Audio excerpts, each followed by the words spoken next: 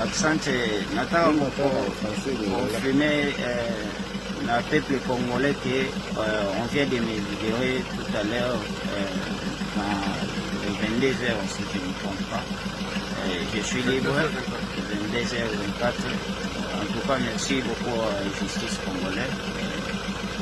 Je crois la lutte continue.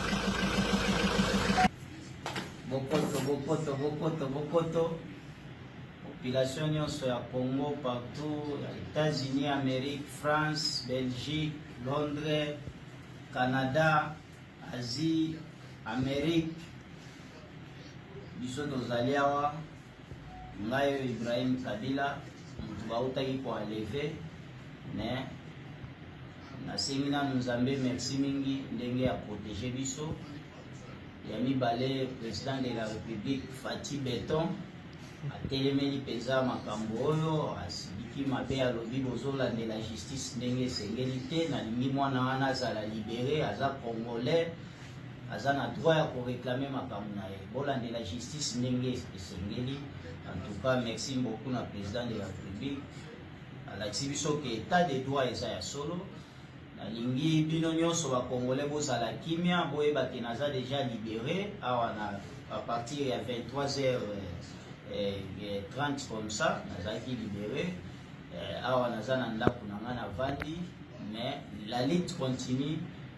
Kombo ya musée kokufa te, kombo ya musée kotikala seko, biso toza bana na musée, eza ya lokuta te, eza ya solo, et puis to continuer toujours pour réclamer mort ya papa na biso justice esalema. Et puis ndenge toza boye oyo amoni ke aza mwana na musée eswe aye tosali test ADN tosali, et puis toyebi ye soki aza ndeko na biso tokoyamba ye, mais eza te ya kotindelaka bato na nzela bokende tozokende na okinga kati bokendanga kinga kati kosalani. Donc nalobi bokende na nga na justice nde ezalaki chance. Bandeko na biso ya wewa bazalaki wana batuni likambo nini na babi bana mboka nga naza ndeko na bino congolais. En tout cas coup de chapeau na bana kawewa nyonso ya Kinshasa, coup de chapeau na babi naza ndeko na bino congolais pona nauti ko réclamer mort ya papa na ngai, justice esalema nde bato kinga kati bango bayeba memanga na kinga kati. Yango Nzambe asalisaki mingi.